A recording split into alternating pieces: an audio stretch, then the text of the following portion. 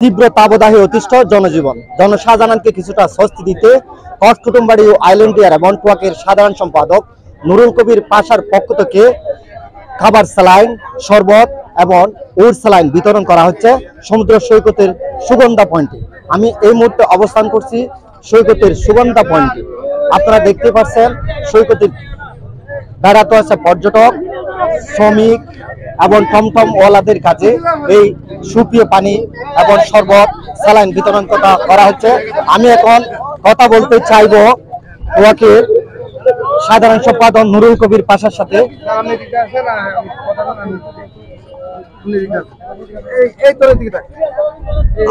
এই তীব্র গরমে আপনি এই উদ্যোগটা কেন নিলেন? বিসমিল্লাহির রহমানির রহিম। আসলে আপনারা জানেন গত কয়েকদিন ধরে সারা বাংলাদেশে তীব্র গরমে মানুষ অতিষ্ঠ।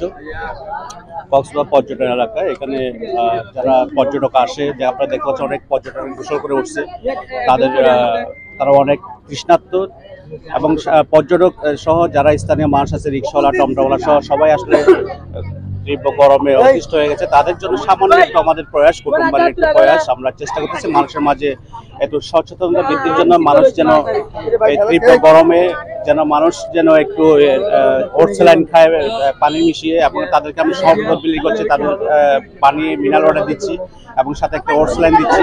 তারা বুঝতে পারে যে গরমের শরীরে যে পানি বেরোয় সেই পানির সাথে লবণ বেড়ে যায়, তারা যেন অন্তত বাসায় গিয়ে হলেও তারা লবণ মিশিয়ে একটু পানি খায়, যেন শরীরের যে লবণ ঘাটতি যেন না হয়।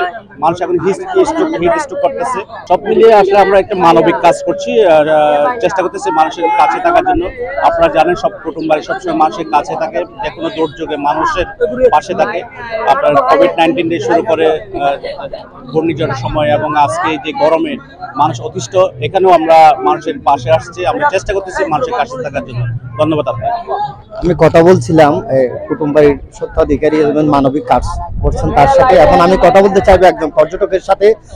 এই উদ্যোগটা আপনাদের পর্যটক হিসেবে আপনাদের কেমন লাগছে? প্রথমে ধন্যবাদ জানাই যারা উদ্যোগ তাদেরকে।